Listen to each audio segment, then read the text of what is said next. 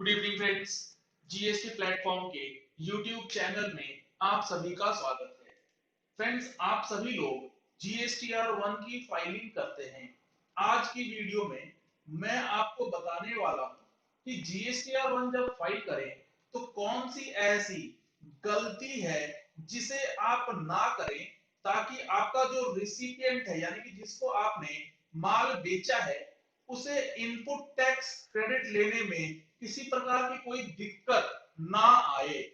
क्योंकि आपका जीएसटीआर 1 जो है वो बेसिस रहता है आईटीसी क्लेम करने के लिए आपके परचेजर के पास, और डिपार्टमेंट जो है जीएसटीआर 3B और जीएसटीआर 2A का मिलान करने के बाद उसे नोटिस भेज देता है। तो आपको कौन कौन सी चीजों का ध्यान रखना है ताकि आपका परचेजर जो है वो परेशान ना हो।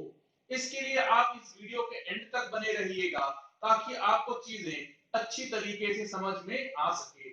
आपको पता होगा जीएसटीआर 9 का जो टेबल 8A है उसका डिटेल्स अब अवेलेबल करवाया जाएगा जीएसटी पोर्टल में, जिसके अंदर टेबल 8A का जो 2A डेटा है वो किस वजह से पॉपुलेट नहीं होता है, उसमें एक कारण है रिवर्स चार्ज का डॉक्यूमेंट।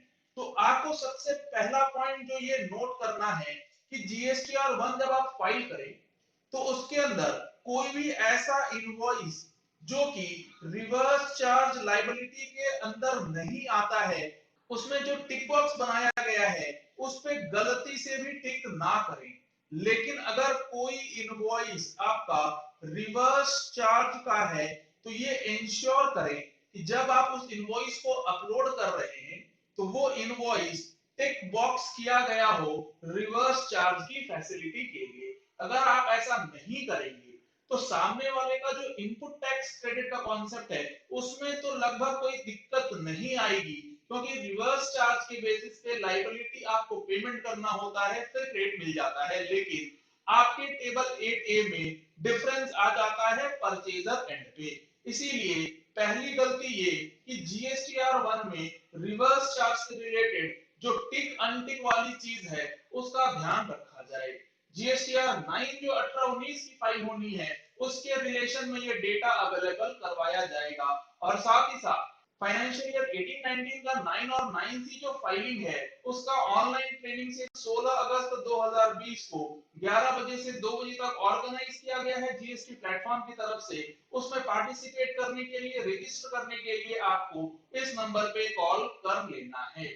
दूसरा सबसे इंपॉर्टेंट और बहुत ही जरूरी जो आपको ध्यान में रखनी है चीजें, वो लेट सपोज आपने कोई ऐसा बिल इशू किया है जो कि बिल टू और शिप टू मॉडल के अंदर आ रहा है। इस सिचुएशन में आप जब इनवॉइस अपलोड करें जीएसटीआर 1 के अंदर तो उसमें आपको प्लेस ऑफ सप्लाई का बहुत ही ज्यादा ध्यान रखना पड़ेगा। क्योंकि लेट सपोज आप सप्लायर हैं, आप बैठे हैं दिल्ली में, आपने जिसके कहने पे माल बेचा है, मतलब आपका परचेजर वो बैठा है हरियाणा में, और आपको बोला गया है कि आप माल राजस्थान भेज दीजिए।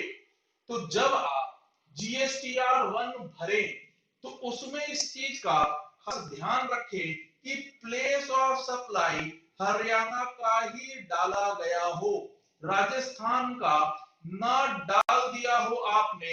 इस चीज का ध्यान आपको रखना होगा, अदरवाइज जो हरियाणा वाली पार्टी है उसे इनपुट टैक्स क्रेडिट जो है वो नहीं मिलेगा, क्योंकि आपके पीओएस के चक्कर में 2A में डेटा जो है वो गलत हो जाएगा।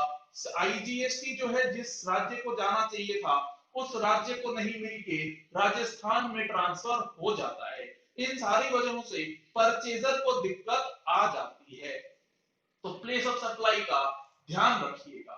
उसके बाद जो नेक्स्ट चीज है जो आपको ध्यान रखनी है जीएसटीआर 1 के अंदर, जो पार्टी का जीएसटी नंबर यानी कि जो परचेजर है उसका जो जीएसटी नंबर है वो करेक्टली डाला गया है या नहीं। कई बार क्या होता है B2B का इनवॉइस जो है आप B2C में अपलोड कर देते हैं, आपके एंड पे तो टैक्स का पेमेंट भी हो गया, GSTR1 में वो इनवॉइस जो है वो भी डिक्लेयर हो गया, लेकिन काउंटर पार्टी के GSTR2A में वो इनवॉइस रिफ्लेक्ट नहीं करेगा।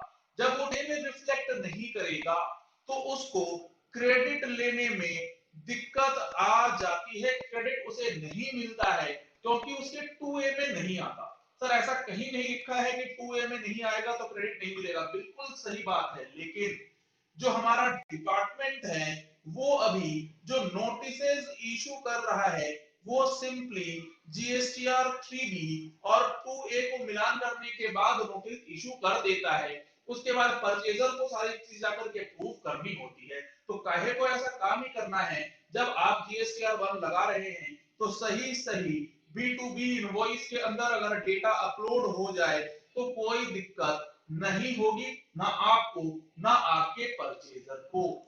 अगला जो चीज है वो है invoice date is after suppliers cancellation date.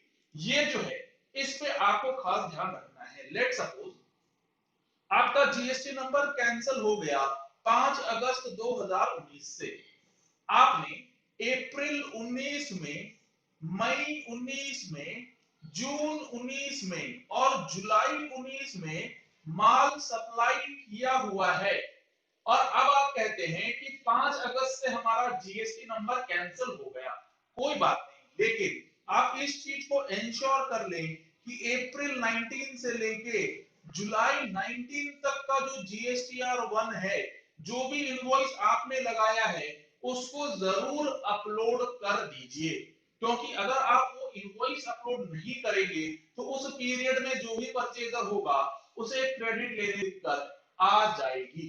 ये लोग काफी गलती करते हैं कि हमारा नंबर ही कैंसिल हो गया है तो GSTR1 फाइल करने की जरूरत ही अब नहीं पड़ेगी, ऐसा नहीं होता है। अब last but not the least, आप अपनी GSTR1 अगर कोई इनवॉइस आपका मिस हो गया है, मैं आपको बता दूं अगर फाइनेंशियल ईयर 1920 से रिलेटेड कोई इनवॉइस अगर आपका मिस आउट हो गया तो आप इस चीज को इंश्योर करेंगे कि सितंबर अगले फाइनेंशियल ईयर की सितंबर महीने की रिटर्न फाइलिंग से पहले, रिटर्न फाइलिंग की जो डेट है उससे पहले मिसिंग इनवॉइसेस को अपलोड कर दीजिए। अगर आप मिसिंग इनवॉइस को अपलोड नहीं करेंगे विदिन दैट डेट तो सामने वाले को क्रेडिट लेने में दिक्कत आती है, GSTR9 के टेबल 8A में वो डेटा जो है रिफ्लेक्ट नहीं होगा।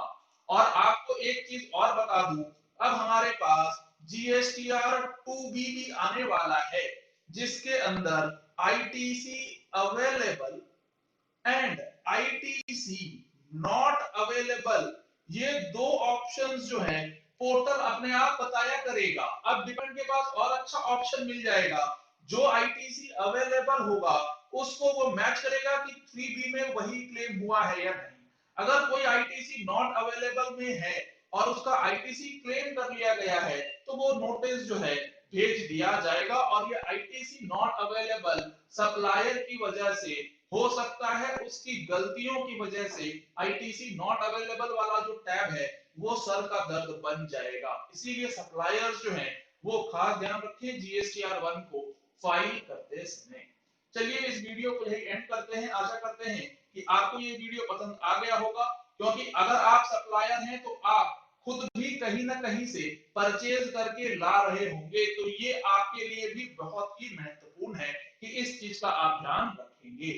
अगर आपने हमारे चैनल पे फर्स्ट टाइम ट्यून इन किया है तो चैनल को सब्सक्राइब करने के लिए नीचे दिया गया है रेड कलर का सब्सक्राइब बटन, उसे प्रेस कर लीजिए, साथ में जो बेल आइकन है उसे प्रेस कर लीजिएगा ताकि वीडियोस की नोटिफिकेशंस आप तक रेगुलरली पहुंचती रहें। Thank you and have a nice day.